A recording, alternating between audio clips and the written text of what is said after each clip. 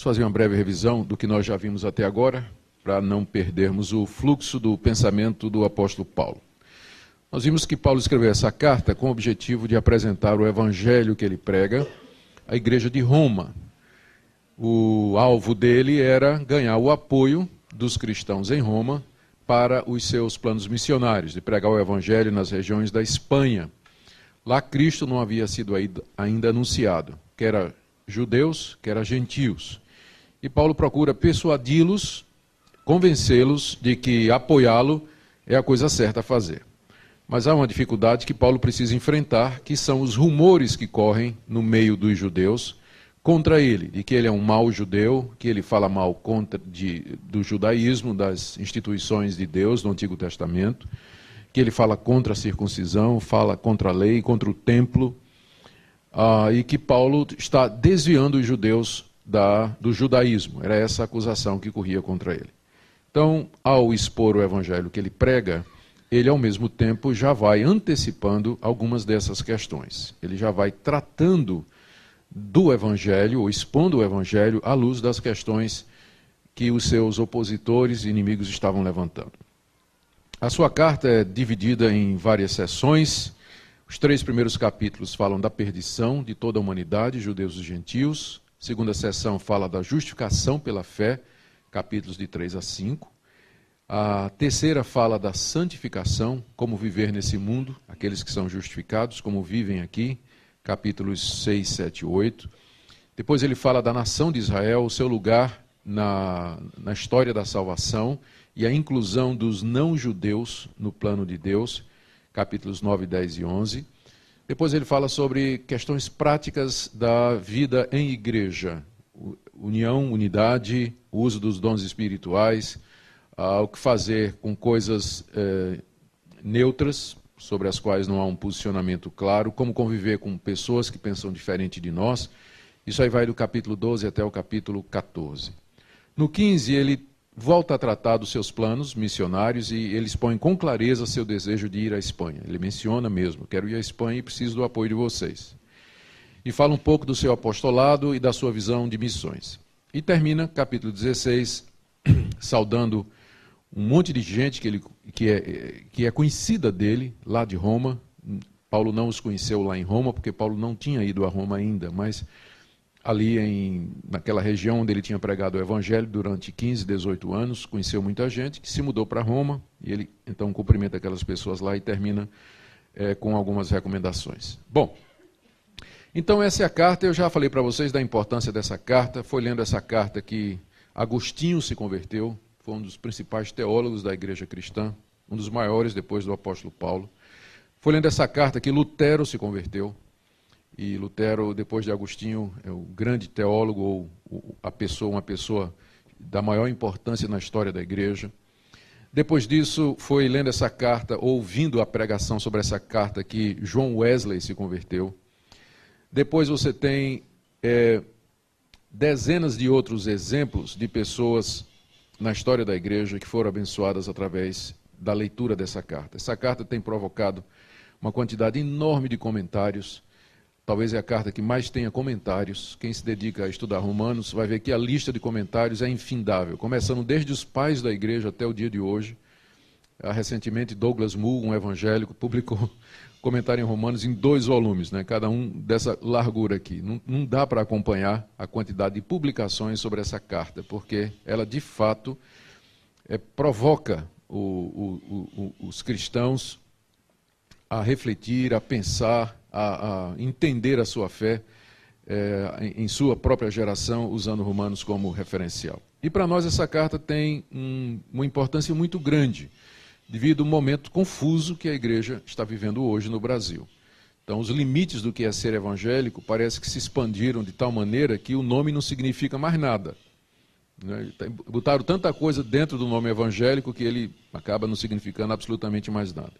A carta aos Romanos nos traz de volta às bases, aos princípios centrais do cristianismo, a base da mensagem cristã, daí a sua importância para o dia de hoje. Bom, vamos ver o que nós já vimos em detalhes. Capítulo 1, Paulo faz a saudação, a introdução da carta, nós já vimos isso, faz uma prévia do que ele vai dizer. E já a partir do verso 18 do capítulo 1, ele começa a falar a respeito dos gentios, dos pagãos, dos que nunca ouviram o evangelho. Deus se revelou para eles através da natureza, mas eles rejeitaram essa revelação e por isso Deus os entregou às suas paixões infames. O mundo pagão é imerso na idolatria, na imoralidade, no desconhecimento de Deus e todo tipo de prática reprovável, como resultado da rejeição de Deus. Mas os judeus também não ficam atrás. Os judeus também, a eles Deus não somente deu a luz da natureza, mas deu também a lei escrita, a sua revelação especial, os oráculos de Deus. As escrituras foram dadas ao judeu. Israel foi o povo escolhido por Deus, povo eleito, povo especial, recebeu a revelação, a aliança, sacerdócio, as promessas, o Messias. Mas a semelhança dos gentios, Israel também rejeitou. Não compreendeu, endureceu o coração. Aquilo que era para ser um motivo de arrependimento e de humildade e de gratidão a Deus, virou para eles um motivo de orgulho e de vanglória, a ponto do judeu entender que podia se salvar pelo cumprimento da lei e criticava todos os povos. E por isso também Deus os entrega à confusão e Israel também está debaixo da ira de Deus. É o que Paulo diz no capítulo 2, está aí um esboço do que nós falamos ontem. O judeu está condenado também, capítulo 2, de 1 a 5, porque Deus não faz acepção de pessoas no dia do juízo, ele vai julgar de acordo com o procedimento. E se o gentio não obedece a Deus, o pagão, o judeu também não. Então o critério vai ser o mesmo para todos. Depois ele fala então, por que Deus deu a lei? Papel da lei no juízo, capítulo 2, de 12 a 16, quem pecou sem lei vai ser condenado sem ela. Mas quem pecou tendo recebido a lei, vai ser julgado pela lei e também vai ser condenado, não tem escapatória. Então, os judeus são indesculpáveis, 17 a 24, porque se julgam senhores do saber, do conhecimento, se vangloriam em Deus, querem ser mestres de todos os demais povos, mas eles acabam praticando as mesmas coisas que condenam. O verdadeiro judeu, então, não é aquele externamente circuncidado, geneticamente filho de Abraão, mas judeu é um estado espiritual, diz o apóstolo Paulo. A circuncisão é aquela do coração, no espírito, que procura o louvor de Deus e não aquele que vem dos homens. E aí, depois de ter dito isso, naturalmente vem alguns questionamentos que um judeu faria, não é? E Paulo, como bom professor, já antecipa a questão que o aluno vai fazer e ele já esvazia antes, não é? Que é o que ele vai fazer no capítulo 3, de 1 a 8. Então, agora, pela manhã, nós vamos ver o resumo do capítulo 3, ou seja, que, primeiro Paulo, eu não coloquei aqui no esboço, mas primeiro Paulo responde às objeções que os judeus vão levantar, a isso que ele disse. Ele explica que todos estão perdidos, resume, né, o pensamento, mas eles podem ser justificados pela fé em Jesus Cristo, tanto judeus quanto gregos, ou gentios, que é a mesma coisa. Então é isso que nós vamos ver, querendo Deus, hoje. Ao final eu vou dar oportunidade limitada para que nós tenhamos algumas perguntas. Vamos então para a primeira parte, onde Paulo responde a objeções. Aqui está a divisão de Romanos 3, ele responde a objeções quanto ao que disse no capítulo anterior, sobre o valor de ser judeu, 3, de 1 a 5. Ele explica que os judeus não têm vantagem alguma sobre os gentios, pois são igualmente pecadores como eles, 3, de 6 a 18. Explica outra vez porque é que Deus deu a lei a Israel, 3, 19 a 20, e faz uma exposição da justificação gratuita pela fé em Cristo para judeus e gentios, 3, de 21 a 31. Só um parênteses aqui, algumas pessoas têm me pedido esse esboço, eu vou conversar com o Marcos depois, eu não sei se pode ser, eu não estou com todo o esboço pronto ainda, né? Eu estou fazendo on demand. Então, depois que eu terminar isso aqui, eu vou correr para preparar o capítulo 4, né? Então, quando tiver tudo pronto, eu não sei se é do interesse, eu posso passar para o Marcos, e Marcos coloca no CD, né, isso para depois disponibilizar para quem quiser, como quiser. Tá bom? Os slides. Isso porque, às vezes, você perde muito tempo aí, né, querendo copiar e não acompanha, né? Então, depois isso aí vai estar disponibilizado aí para vocês. Muito bem. Vamos lá. Resposta a objeções. Capítulo 3, de 1 a 5. Aqui Paulo já está antecipando a pergunta que um judeu, ao ler o capítulo 2, vai fazer. Paulo tinha dito no capítulo 2 o seguinte, que os judeus estavam debaixo da condenação, da mesma condenação que os gentios estavam. Que os judeus faziam as mesmas coisas que criticavam nos gentios. Que ter a lei não isentava os judeus do juízo vindouro. E que, portanto, eles não tinham vantagem nenhuma sobre os gentios no dia do juízo. E que a circuncisão, ao final, não tinha valor se eles não guardassem a lei. Então, qual é a pergunta óbvia do judeu? Então, qual é o valor de ser judeu? Qual o valor da circuncisão? Qual é a vantagem de Deus ter escolhido Israel como o seu povo especial e ter feito uma aliança com ele, ter feito as promessas e tudo mais? Então, Paulo já sabe que essa vai ser a próxima pergunta. E ele responde, então, ele já esvazia, né, fazendo ele mesmo a pergunta. 3:1. Qual é, pois, a vantagem do judeu? Ou qual a utilidade da circuncisão? Muita, sob todos os aspectos. Principalmente porque aos judeus foram confiados os oráculos de Deus. E daí? Se alguns não creram, a incredulidade deles virá desfazer a fidelidade de Deus? De maneira nenhuma. Seja Deus verdadeiro e mentiroso todo homem, segundo está escrito. Mas, se a nossa justiça traz a lume a justiça de Deus, que diremos? Porventura será Deus injusto por aplicar a sua ira? Falo como homem? Certo que não. Do contrário, como julgará Deus o mundo? E se por causa da minha mentira fica em relevo a verdade de Deus para a sua glória, por que sou eu ainda condenado como pecador? E por que não dizemos, como alguns caluniosamente afirmam que o fazemos, pratiquemos males para que venham bens? A condenação destes é justa. Então aqui nesses versículos iniciais, 8 versículos iniciais, Paulo então procura responder a essa pergunta que ele antecipa será feita. Muito bem. Então, existe valor em ser judeu? Resposta de Paulo, sim. Deus confiou a ele os seus oráculos. Verso 2. Este foi o maior tesouro de Israel, as Sagradas Escrituras, a palavra de Deus. Em que é que Israel era diferente dos demais povos? Porque somente a Israel Deus confiou os seus oráculos, a sua palavra, a sua verdade. Somente em Israel Deus se revelou. As outras nações tinham a revelação natural, da natureza e da consciência, mas a revelação especial, os oráculos de Deus, foram entregues somente à nação de Israel. Então, sim, Israel tem uma vantagem. Israel, ou na palavra de Paulo, né, a vantagem, a utilidade é muita. Veja o início do verso 2.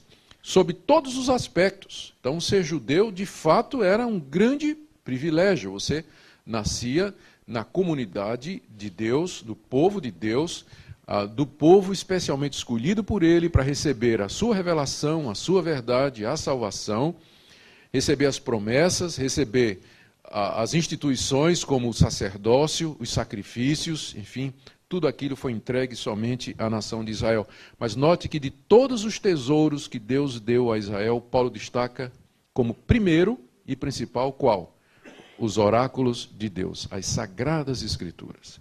Era isso que Paulo via que era de especial no Antigo Testamento, no povo de Israel, que eles eram detentores da palavra. A palavra de Deus tinha sido dada a eles. Então, aí já vem a contra-pergunta. Tudo bem, mas você acaba de dizer que os judeus não obedeceram. Você disse no capítulo 2 que o judeu pregava, mas não praticava. E que o judeu está condenado. Então, qual é a vantagem deles terem recebido os oráculos de Deus se eles foram infiéis a esses oráculos? Então, ele já, né, a próxima pergunta aqui. Mas se alguns não creram nesses oráculos, isso anula a fidelidade de Deus? Resposta de Paulo é não. Deus continua fiel, porque apesar da incredulidade dos judeus, apesar da infidelidade deles para com os oráculos de Deus, Deus continuou fiel à nação de Israel. Por quê? Porque mandou o Messias a si mesmo. Ele cumpriu as suas promessas. Aquilo que ele disse nos oráculos se cumpriu. A infidelidade da nação de Israel não anulou a fidelidade de Deus. É o que ele diz aí, verso 3. E daí, se alguns, na verdade foram muitos, né? Ele está sendo aqui, está colocando a coisa politicamente correto, né?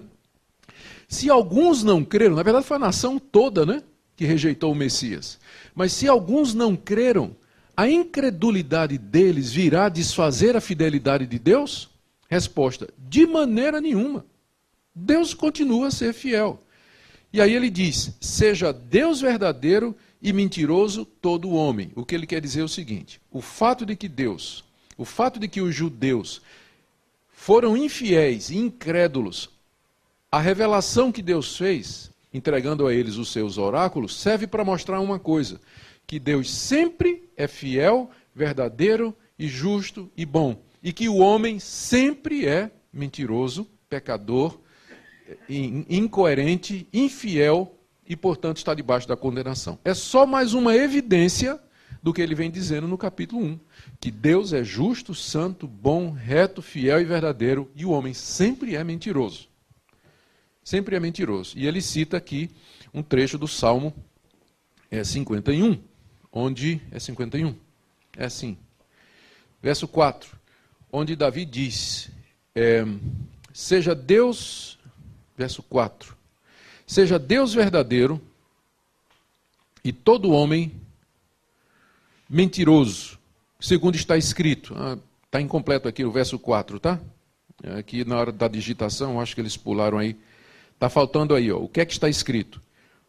Para seres justificado nas tuas palavras e venhas a vencer quando fores julgado. Isso aí é o que Davi disse no Salmo 51. Quando Davi pecou e estava confessando o seu pecado a Deus, ele disse: Deus, e Davi era judeu, rei de Israel, homem segundo o coração de Deus, quebrou a lei de Deus. E então ele confessou o seu pecado, se arrependeu diante de Deus e disse: Deus, tudo isso está acontecendo para que o Senhor seja justificado nas suas palavras, quando o Senhor diz que adultério é errado e que nós não devemos adulterar, e que venhas a vencer quando fores julgado. Quando se questionar os teus juízos e a tua verdade, tu sempre serás vitorioso, porque tu és santo e eu sou um pecador. Então, Deus sempre é verdadeiro e todo homem é mentiroso. Então, a rejeição de Israel, diz o apóstolo Paulo, não anula a fidelidade de Deus, ao contrário, coloca em relevo o caráter santo de Deus. Aí vem a próxima pergunta. É assim, Paulo? Então, significa o seguinte: Deus então não é injusto por aplicar sua ira, uma vez que nossa injustiça serve para mostrar a justiça dele? Esse adversário de Paulo era bom de raciocínio, né? Então, peraí, Paulo, você está dizendo o seguinte: se por causa do meu pecado fica em relevo a santidade de Deus, por que Deus então me castiga? Se o meu pecado serve para mostrar a glória dele. Por que então? Aí Paulo nem responde essa. A resposta, na verdade, é a seguinte: ele diz: não, pois nesse caso Deus ficaria sem critério para julgar o mundo. Se Deus fosse deixar de castigar e de julgar o mundo, porque o mundo é pecador, e ao contemplarmos isso, fica clara a diferença entre a criatura decaída e o Criador Santo, então Deus ficaria sem um critério para julgar o mundo. É o que ele diz aí no verso 5. Ele já antecipa a pergunta. Mas se a nossa injustiça traz a lume a justiça de Deus, que diremos? Porventura será Deus injusto por aplicar a sua ira? Ele está esvaziando a pergunta, né? E até pede desculpa. Desculpa por usar esse argumento. Estou falando como homem, né? Desculpa usar esse argumento aí, mas é o que alguém vai dizer. A resposta dele: certo que não. Deus não é injusto por condenar e castigar o pecador, tendo em conta que o pecado do homem mostra a santidade de Deus. Do contrário, como julgará Deus o mundo? Porque para julgar o mundo, Deus vai ter que julgar com base no procedimento. E se você tira esse critério, dizendo que o pecado do homem exalta a Deus, Deus então não vai poder mais julgar o mundo coisa nenhuma. E aí, nesses dois versículos complicadíssimos, por causa da redação no grego, você vai encontrar diferentes traduções aí, porque como Paulo escreveu, o pessoal está meio em dúvida exatamente o que é que ele queria dizer. Mas eu vou tentar parafrasear isso aqui, tá? O que Paulo, ele aproveita e está dizendo o seguinte: vamos supor que você está certo. tudo bem, você está certo. Deus não pode castigar o pecador, porque o pecado do homem glorifica a Deus. Então por que vocês estão me acusando de que eu estou pregando um evangelho da graça que permite que as pessoas pequem? Por que vocês estão me caluniando, me condenando por isso então? Quer dizer, vocês estão sendo incoerentes. Quando é dos outros, vocês usam um critério. Agora, quando é comigo, né, vocês não estão usando o mesmo critério. Se o princípio é esse, Deus não pode castigar o pecador, porque o pecado do homem promove a glória dele, por que vocês então estão me condenando, me perseguindo em todo lugar, dizendo que eu sou um falso judeu, dizendo que eu prego uma mensagem que faz com que os homens possam viver pecando? Porque essa era a acusação contra Paulo. Quando Paulo dizia que a salvação é pela fé, de graça, sem a lei, a primeira acusação do judeu é: esse tipo de mensagem faz as pessoas viverem no pecado.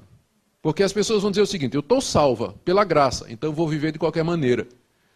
Não era isso que Paulo pregava, mas eles diziam que Paulo pregava isso. Aí Paulo diz: então, por que vocês estão me condenando de que minha mensagem provoca o pecado, se no argumento de vocês o pecado traz a glória de Deus? Complicado, não é o raciocínio? Mas é isso aí mesmo que ele está dizendo. Ó. Verso 7. Se por causa da minha mentira, a mentira aqui é a mensagem que Paulo prega. Os judeus consideravam uma mentira, né? Então ele está dizendo, tudo bem, se por causa da minha mentira, entre aspas, fica em relevo a verdade de Deus para a sua glória, porque eu estou dizendo que todos são pecadores e todos estão condenados, por que sou eu ainda condenado como um pecador que está pregando essa mensagem que faz com que as pessoas vivam no pecado? E por que não dizemos, como alguns caluniosamente afirmam que o fazemos, pratiquemos males para que venham bens? Era essa a acusação caluniosa que eles faziam de Paulo. Que Paulo estava dizendo, vamos praticar o mal para que venha bem. Vamos pecar porque a salvação é pela graça. Quanto mais profundamente a gente peca, maior a experiência da graça de Deus. Porque onde abundou o pecado, não é? Então, olha, essa mensagem está dizendo o seguinte: pratiquemos os males para que venham os bens. Venham o bem. Estão vendo como é que eles estavam acusando Paulo? Não é? Então, ainda hoje, essa é uma acusação que é feita contra o Evangelho. De que essa mensagem de que a salvação é pela graça, sem os méritos humanos e sem as obras da lei, acaba trazendo libertinagem. Porque uma vez que a pessoa está convencida que está salva dos seus pecados, perdoada pela graça de Deus, sem obras e sem mérito, sem comportamento, sem moralidade, ela vai se sentir segura para pecar. Ela vai se sentir à vontade para pecar. Se não é por obras, então as obras não vão fazer diferença na salvação. Se eu sou salvo, uma vez salvo, salvo para sempre, então eu vou viver de qualquer maneira. Então ainda hoje é feita essa acusação contra a mensagem evangélica, de que ela conduz ao pecado. E infelizmente, às vezes, essa acusação procede. Você vai encontrar setores evangélicos que vão defender exatamente isso. Há pouco tempo atrás, se você entrasse no Orkut, tinha uma comunidade da Igreja Presbiteriana do Brasil. Eu vou falar da minha própria denominação, não é? Não vou falar mal da denominação dos outros. Até na minha piada eu disse encontro presbiteriano, né? Você viu lá? Mas nessa comunidade você ia encontrar pastores, graças a Deus, alguns deles não são mais da Igreja Presbiteriana, defendendo abertamente sexo antes do casamento, homossexualismo, a ida a motel dos namorados crentes e tudo mais como sendo uma coisa absolutamente normal, porque a salvação é pela graça, é livre. Nosso comportamento não tem nada a ver com a nossa salvação. Libertinagem completa.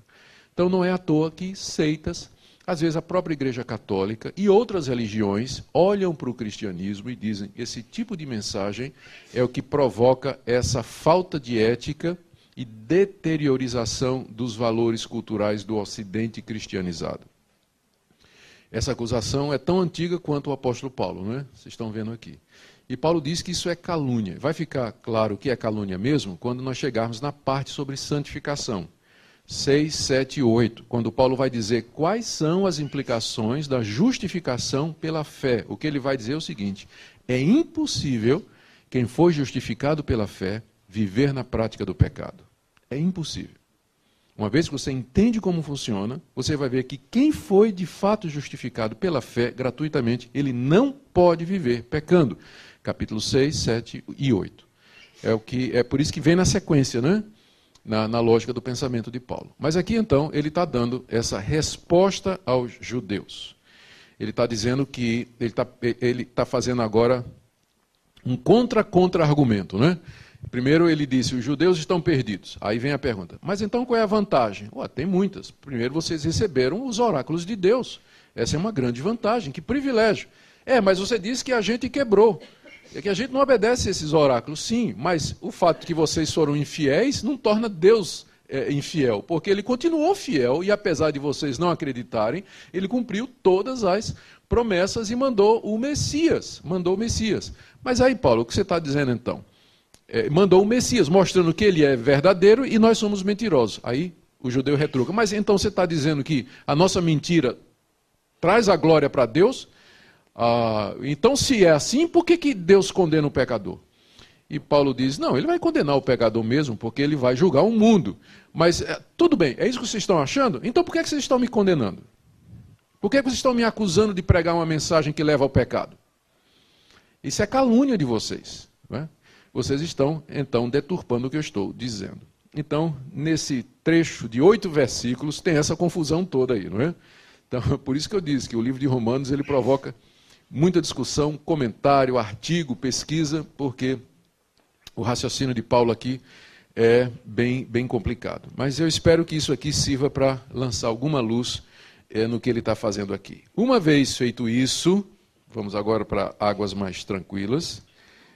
Os versos seguintes são um resumo do que ele falou até agora.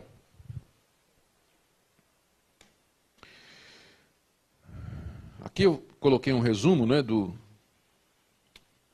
que ele disse no capítulo 3, de 1 a 8. Ele mostra que há uma vantagem para o judeu, que é ter recebido a palavra de Deus. Infelizmente alguns, na verdade muitos não creram nela, mas isso não anulou a fidelidade de Deus. Ele enviou o Messias prometido e castigou o judeu incrédulo, e assim ele haverá de julgar os judeus, da mesma forma que os gentios, que receberam a revelação natural e a rejeitaram. Agora, segunda parte do capítulo 3. Ele fecha tudo que falou até agora, nos capítulos 1, 2 e metade do 3. Ou seja, a conclusão é que toda a humanidade está debaixo do pecado. 3, de 9 a 18. Que se conclui. Então, a palavra conclui aí já aponta para o que é que ele vai fazer. Ele vai fechar o argumento, né? Que se conclui. Temos nós... Está falando como judeu. Temos nós, judeus, qualquer vantagem? Não, de forma nenhuma.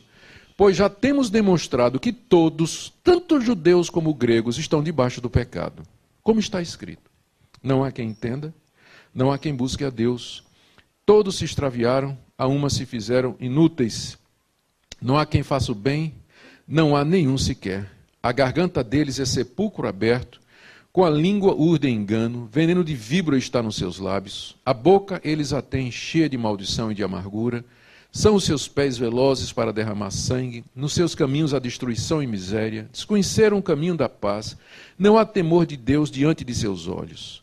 Ora, sabemos que tudo o que a lei diz, aos que vivem na lei o diz, para que se cale toda a boca e todo mundo seja culpável perante Deus, visto que ninguém será justificado diante dele por obras da lei, em razão de que, pela lei, vem o pleno conhecimento do pecado. Está aqui, então, o resumo do que Paulo escreveu até agora. O que ele está fazendo aqui é o seguinte. Ele está dizendo que judeu e gentil, ambos estão debaixo do pecado. E ele tira prova disso, ele agora vai demonstrar isso, tirando passagem dos oráculos de Deus, da Bíblia dos próprios judeus, do Antigo Testamento. Então, ele faz aqui 7 citações do Antigo Testamento, que estão ligadas entre si pelo mesmo tema. São passagens dos Salmos, 6 passagens dos Salmos e uma do profeta Isaías, que falam da pecaminosidade geral da raça humana, mostrando claramente 2 coisas. Primeiro, todos os seres humanos são pecadores, não há exceção nenhuma. E, segundo, não há um único justo entre eles que Deus possa olhar e dizer, pela sua justiça você será perdoado ou recebido por mim, como uma pessoa justa. Veja só então, no verso 9, o resumo. A conclusão é essa. Todos estão debaixo do pecado. Aí ele diz, como está escrito? E vem as citações. Vamos ver essas citações aí, olha, para seguir o pensamento dele. Primeira citação, ele está tirando do Salmo 14, de 1 a 3. Não há um justo, nenhum sequer, não há quem entenda, não há quem busque a Deus, todos se extraviaram, a uma se fizeram inúteis, não há quem faça o bem, não há nenhum só. Isso está nos oráculos dos judeus. Então os judeus já sabiam disso, estava lá, apenas eles não queriam ver. Depois, a próxima citação é do Salmo 5, verso 9, com o Salmo 140, verso 3. A garganta deles é sepulcro aberto, com a língua urdem engano, veneno de víbora está nos seus lábios. Depois cita o Salmo 10, verso 7. A boca está cheia de maldição e de amargura.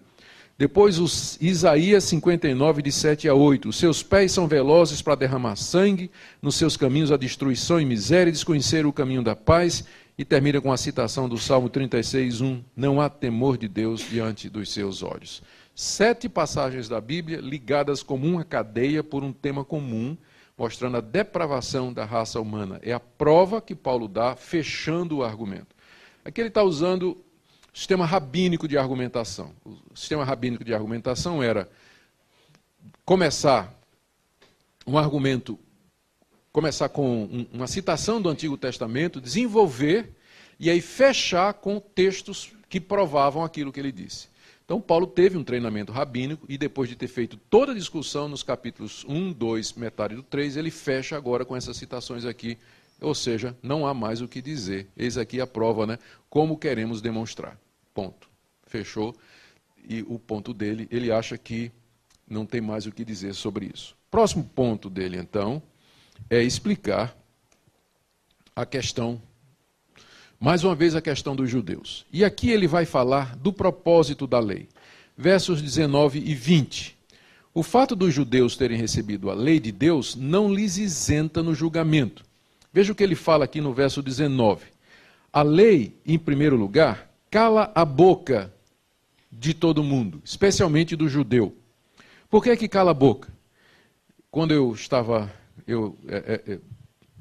comecei meu ministério, eu era missionário no interior de Pernambuco. Evangelizava lá entre os plantadores de cana, numa cidade chamada Gamileira, perto de uma usina chamada Cucaú. Eu ia de casa em casa pregando o evangelho, distribuindo Bíblia, literatura, e onde havia oportunidade eu entrava para evangelizar pessoalmente. E eu me lembro bem de várias vezes em que eu era convidado a entrar, pessoal muito simples do interior, sempre, vamos entrar, conversar mais um pouquinho, sentava à mesa, juntava a família. Eu começava a falar do evangelho, aí a pessoa dizia, eu sei que eu sou pecador, mas sempre tem gente pior do que eu não sou tão ruim assim, não é? Não é assim que o pessoal diz? Sempre. Disse, então vamos fazer o seguinte, vamos ler os 10 mandamentos aqui, e a gente vai ver se o Senhor, de fato, é justo diante de Deus. E lembrando que Jesus disse, que o cumprimento não é só externo, mas interno também. Aí começava, Então, não terás outros deuses diante de mim, lembra-te do dia de descanso, honra teu pai e tua mãe. Quando chegava no 5º, 6º mandamento, o cara já estava mudo. Por quê? A lei serve para calar a boca. Serve para calar a sua boca e a minha. Se você acha que é alguma coisa, tudo bem, vamos ler os 10 mandamentos, juntos. E vamos ver se você é alguma coisa ou se eu sou alguma coisa. Então é isso que Paulo diz aqui. A lei foi dada, verso 19. Sabemos que tudo o que a lei diz, aos que vivem na lei o diz, para que se cale toda a boca. Ou seja, a lei tira o argumento do homem diante de Deus. Ou seja, deixa o homem sem desculpa. Quer seja o gentil, quer seja o judeu. Ele não tem argumento, ele tem que ficar caladinho diante de Deus. Não tem o que dizer.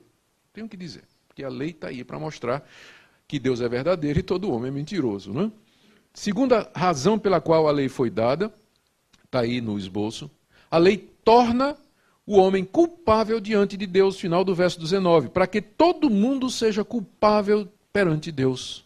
A lei foi dada para isso, não somente para calar nossa boca, quebrar nossa arrogância, mas também nos tornar culpados diante de Deus, porque onde não há lei, também não há transgressão. Então, o propósito da lei é caracterizar a culpa, é enquadrar o pecador De maneira que no julgamento Deus diga, você é culpado por isso, por isso, por isso, por isso e por isso. Terceira razão, no verso 20, a lei foi dada para trazer o pleno conhecimento do pecado, visto que ninguém será justificado, verso 20, diante dele por obras da lei, em razão de que pela lei vem o pleno conhecimento do pecado. A lei caracteriza o pecado. A consequência, então, está aí, é que nenhum judeu ou pessoa alguma será justificado diante de Deus pelas obras da lei. Por quê? Porque a lei não foi dada para salvar. A lei não foi dada como um critério de justificação ou como um manual de acúmulo de méritos diante de Deus. A lei foi dada para calar a boca, enquadrar o pecador e trazer o pleno conhecimento do pecado. Os judeus não entenderam que era esse o propósito dos oráculos de Deus. E aquilo que era para quebrá-los, humilhá-los e fazê-los buscar o Messias, na verdade tornou-se para eles um motivo de orgulho. Eles viraram legalistas. Eles tentaram obter a salvação cumprindo a lei, os detalhes da lei. E acharam pouco a lei e fizeram mais leis ainda, né? É a chamada Torá oral, ou a tradição oral dos anciãos, dos rabinos, dos fariseus, que acrescentaram mais leis ainda. Aqui é mais ou menos a mesma coisa, você vai para o médico, sentindo dor no pulmão, o médico faz uma radiografia, um raio-x, e o raio-x mostra que você está com pneumonia. É isso que o raio-x serve, ele identifica o problema, ele mostra, ele localiza, no pulmão esquerdo está lá o foco, pneumonia. Aí você pega aquele raio-x, chega em casa, bota a chaleira com água no fogo, quando está fervendo você faz um chá com a chapa de raio-x e toma, pensando que aquilo vai lhe curar. É a mesma coisa de tentar ser salvo pela lei, porque a lei é o raio-x da alma. A lei mostra o seu estado. Na hora que você tenta se salvar pela lei, você está fazendo a mesma coisa do cara que está querendo se curar de pneumonia, fazendo um chá com raio-x. Não é essa a finalidade. Não foi para isso que foi dado. A lei foi dada para mostrar exatamente a nossa situação, que seja Deus verdadeiro e todo homem mentiroso. Portanto, ninguém vai se justificar diante de Deus pelas obras da lei. Pronto. Aqui está a conclusão. Mas agora, pronto. Aqui você tem a mudança principal da carta. É a transição da primeira parte, perdição, para a segunda parte, justificação, é esse mas agora. De todo o capítulo 3, a palavra mais importante é o mas. Né? Esse mas, seguido do agora. Essas duas palavrinhas são as mais importantes de todo o capítulo, porque eles assinalam a intervenção de Deus nesse cenário de perdição. Deus não deixou a humanidade nesse estado de perdição, miséria, impotência, trazido pela desobediência, injustiça, cegueira, arrogância do homem. Mas, agora, a partir do verso 21 até o final do capítulo, vamos lá. E aí a gente termina essa parte. Mas, agora, sem lei, se manifestou a justiça de Deus, testemunhada pela lei e pelos profetas. Justiça de Deus mediante a fé em Jesus Cristo para todos e sobre todos os que creem, porque não há distinção, pois todos pecaram e carecem da glória de Deus, sendo justificados gratuitamente por sua graça, mediante a redenção que há em Cristo Jesus, a quem Deus propôs no seu sangue como propiciação, mediante a fé, para manifestar a sua justiça por ter Deus, na sua tolerância, deixado impunes os pecados anteriormente cometidos, tendo em vista a manifestação da sua justiça no tempo presente, para ele mesmo ser justo e justificador daquele que tem fé em Jesus. Onde, pois, a jactância foi de todo excluída. Por que lei? Das obras? Não, pelo contrário, pela lei da fé. Concluímos, pois, que o homem é justificado pela fé, independentemente das obras da lei. É porventura Deus somente dos judeus? Não é também dos gentios? Sim, também dos gentios, visto que Deus é um só, o qual justificará por fé o circunciso e mediante a fé o incircunciso. Anulamos, pois, a lei pela fé? Não de maneira nenhuma, antes confirmamos a lei. Termina capítulo 3. Vamos dar uma olhada aqui o que é que Paulo está fazendo aqui. No verso 21 em diante, então, ele agora introduz a revelação da manifestação da justiça de Deus. Deixe-me dizer rapidamente o que é que Paulo está falando aqui. O mais agora introduz essa ação interventora de Deus. Deus manifestou a sua justiça. A justiça de Deus aqui, no verso 21, não é que ele é justo, não é o atributo justiça de Deus, mas é a maneira como ele justifica o judeu e o gentio pecador. Paulo está se referindo à vinda de Cristo, sua morte e sua ressurreição e seus efeitos. É o que está aqui, ó, verso 21. Agora, sem lei, se manifestou a justiça de Deus. Do que Paulo está falando? Que manifestação da justiça de Deus é essa? É a vinda de Cristo, sua morte, a sua ressurreição, ascensão aos céus e glorificação.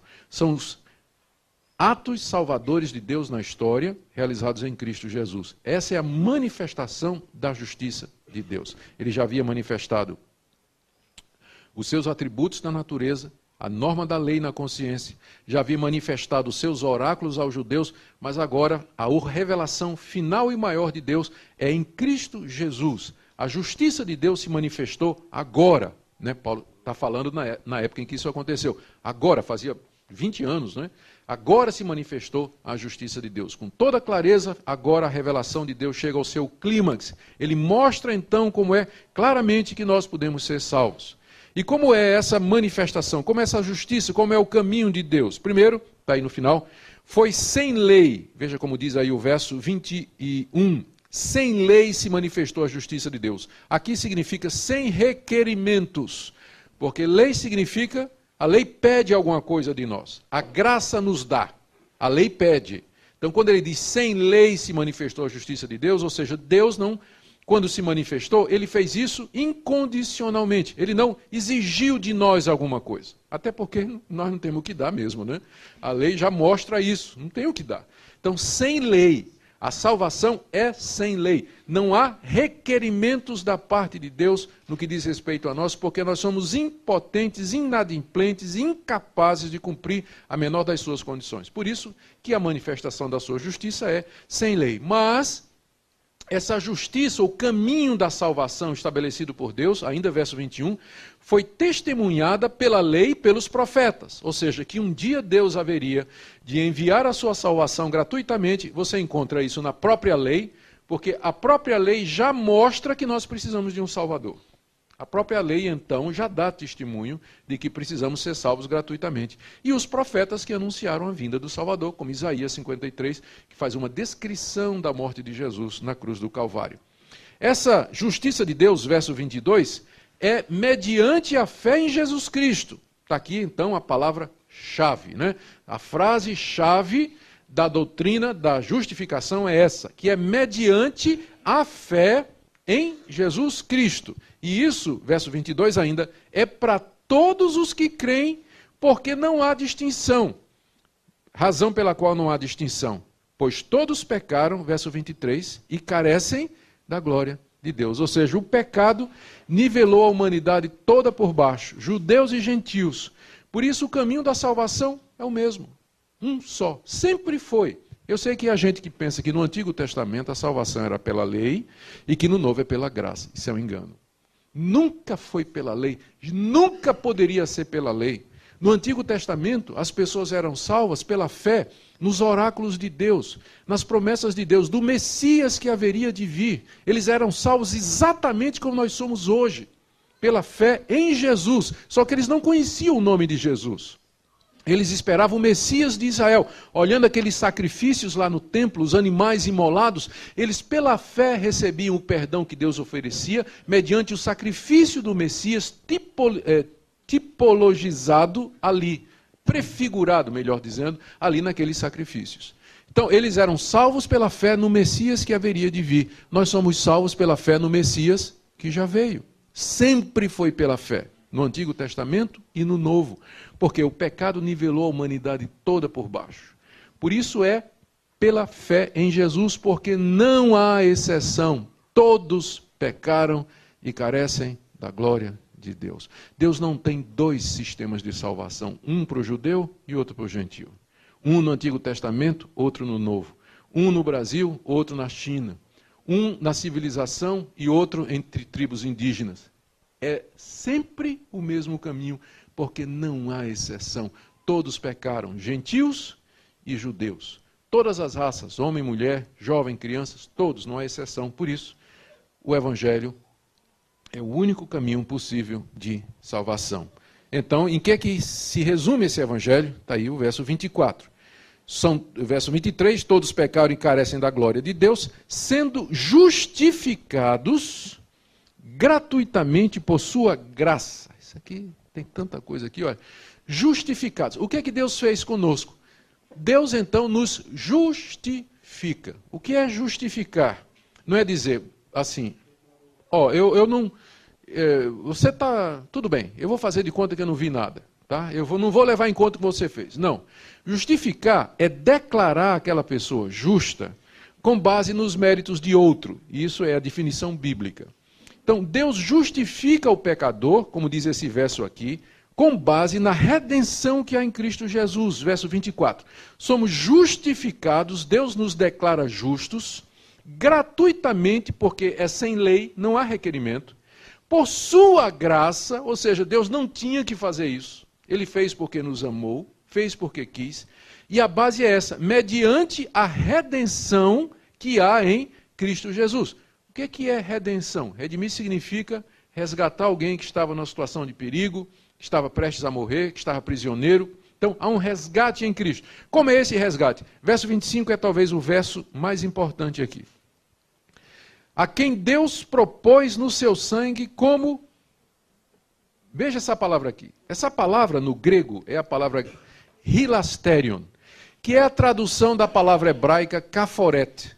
O kaforet era a tampa da arca. Lembra da arca no Antigo Testamento? Deus mandou Moisés fazer a arca de ouro e dentro da arca colocou-se a lei de Moisés, a lei de Deus, nas duas tábuas, alguns outros objetos, entre eles a vara de Arão que havia florescido. Há toda uma história aí. E então aquilo ali era coberto por uma tampa. Aquela tampa era uma tampa especial, ela era feita de ouro, tinha 2 querubins, um virado para o outro, né, com a cabeça baixada e as asas se tocando. E aquela arca, ela era colocada no templo, no lugar mais interior, que era o Santo dos Santos. Só o sumo sacerdote podia entrar para ver a arca uma vez por ano. E como é que ele entrava? Ele sacrificava um animal, pegava o sangue daquele cordeiro inocente de 1 ano, puro, sem defeito, levava aquele sangue até lá dentro do Santo dos Santos, uma vez por ano, passava o véu, e aí ele jogava aquele sangue em cima da tampa. É por isso que aquela tampa era chamada de propiciatório. Caforete, né? Propiciatório, porque ali o sangue era jogado, e ali era jogado na tampa que cobria a lei. Então, num certo sentido, o sangue vinha sobre a lei e impedia que a lei condenasse o povo. Então, é por isso que é chamado de propiciatório. Então, era ali que Deus se aplacava. A ira de Deus se aplacava com relação ao seu povo. Porque as demandas da lei, que estavam dentro da arca, eram tampadas e cobertas com o sangue da vítima. É a mesma palavra que Paulo usa aqui para Jesus. Então, é como se ele dissesse, Jesus é o tampa-pecados. É ele que impede que a lei nos alcance e nos condene, nos destrua. E é por isso que Deus pode nos justificar com base na propiciação que há no sangue de Jesus. O sangue dele derramado satisfaz as exigências da lei e impede que a lei nos alcance. É essa base agora com que Deus justifica o pecador. Essa é a revelação da justiça de Deus. É assim que judeus e gentios podem ser perdoados. Verso 25, a quem Deus propôs, veja que a iniciativa é de Deus. A salvação do começo ao fim é obra de Deus. É Ele quem propôs, é Ele que mandou, é Ele que preparou. Deus propôs no seu sangue como propiciação mediante a fé. Com que objetivos? 3 objetivos, vamos numerá-los aí. Primeiro, para manifestar a sua justiça, por ter Deus na sua tolerância deixado impunes os pecados anteriormente cometidos. Deus precisava mostrar que ele é justo. Se Deus é justo, significa que ele não pode deixar o pecado passar em branco. Todo pecado tem que ser castigado, por menor que seja. Ele tem que ser castigado, porque senão Deus deixa de ser justo. A gente não reclama quando tem um juiz que inocenta o culpado? Todo mundo reclama, é só o que tem no Brasil, né? A gente fica com raiva quando o juiz pega um político corrupto, notório desse aí, e deixa o cara livre, né? Então o juiz, ele tem que castigar o pecado, tem que cumprir a lei.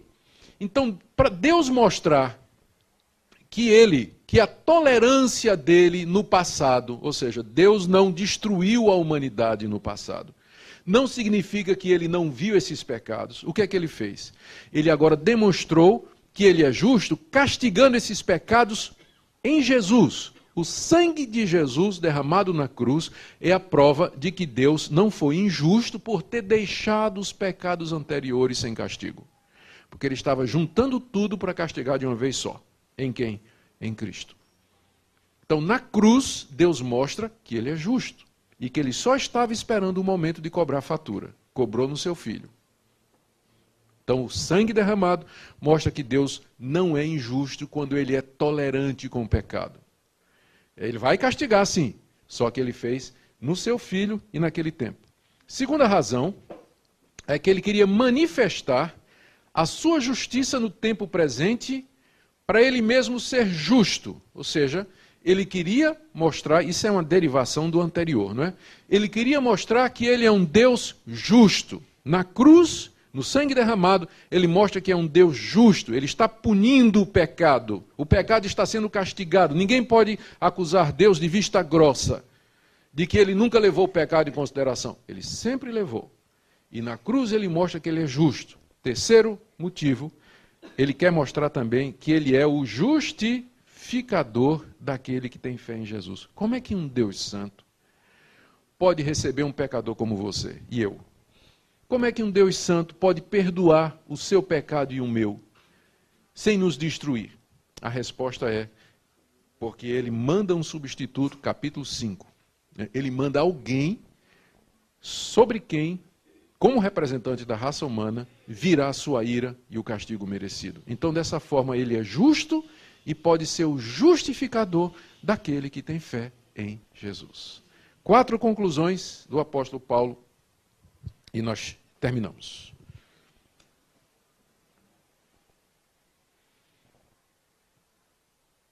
Consequências. 4 consequências, versos 27, 28, 29, 30 e 31. O último número está confirmar a lei é 3:31, tá? Primeira consequência, verso 27. Onde, pois, está a jactância? Aquela jactância do judeu, né? De que ele é melhor, ou do moralista que pensa que está agradando a Deus, foi de todo excluída. Por que lei das obras? Não, pelo contrário, lei da fé. Primeiro efeito do evangelho, ou da justificação pela fé em Cristo, graciosamente, gratuitamente, com base no seu sangue, ou seja, uma justiça que vem de fora para nós, é que ela exclui toda jactância. No céu não vai ter ninguém batendo no peito e dizendo, eu estou aqui porque mereci. Cheguei aqui porque eu quis. Cheguei aqui porque eu fiz por merecer. Não. Não há jactância. Portanto, um crente arrogante é uma contradição em termos. Quando você conhecer um crente arrogante, ou ele é crente, ou ele é arrogante. Mas ele não pode ser as duas coisas ao mesmo tempo. Não pode ser. Porque a pessoa que entendeu isso aqui, que a justificação é pela graça, não é por merecimento, é sem lei, é pela misericórdia de Deus, com base no propiciatório, no sangue de Cristo, a propiciação que foi feita. Qual é o lugar que sobra para você ser arrogante, meu irmão? Para você achar que você é alguma coisa, que você merece alguma coisa, ou que você tem direito a alguma coisa, para você declarar, reivindicar, exigir. Se você receber, já é graça. Fique de joelho e diga a Deus, Deus, misericórdia, louvado seja o teu nome. O Senhor olhou para mim, esse verme miserável e pecador, me fez entender isso, me fez parte do sacrifício de Cristo, que o seu sangue tem valor para mim. Oh, Deus, tenha misericórdia. Muito obrigado, Senhor. Não quero mais nada. Se eu for morar embaixo da ponte, eu não quero Mercedes, não quero marido, não quero esposa, não quero emprego, não quero nada. Se o Senhor me der, é graça. Eu não vou exigir nada do Senhor. Eu só quero isso. Então, na hora que você vê crente aí reclamando de seus direitos, reivindicando e tudo mais, eu tenho a impressão que eles não entenderam nada. Nada, nada, nada. Não entenderam nada. Porque onde está a jactância? Foi excluída. Se a salvação fosse pela lei, por mérito, então nós teríamos no Evangelho um sistema de meritocracia. Você poderia exigir de Deus porque você cumpriu determinadas coisas. Você poderia pedir de Deus porque você fez o que ele disse. Mas o Evangelho não é um sistema meritocrático. Ele não é baseado em mérito, mas numa relação de graça, de favor e misericórdia, onde Deus graciosamente, misericordiosamente, olha para nós, tem compaixão de nós e nos abençoa. Então o Evangelho exclui a jactância. Tá? Não há espaço para isso na igreja. Segundo, exclui as obras da lei. Verso 28. Concluímos, pois, que o homem é justificado pela fé independentemente das obras da lei. Aqui o judeu dava pulo, né, quando via isso, arrancava os cabelos. Mas então para que Deus deu a lei? E Paulo já respondeu, né? Para calar sua boca.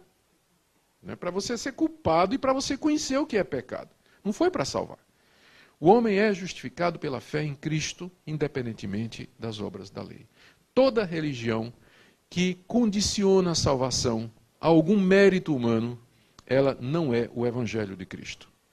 O Evangelho de Cristo é graça. Se for Jesus mais Maria, Jesus mais sábado, Jesus mais dízimo, Jesus mais Calvino, Jesus mais Armínio, então não é o Evangelho. Jesus mais quem? Você pode acrescentar aí à vontade, né? É graça. E graça somente. Só nele. Exclui as obras. Terceiro, inclui os gentios. Está aqui a grande sacada, né, do Evangelho para Paulo. Verso 29, é porventura Deus somente dos judeus? Porque é isso que os judeus pensavam.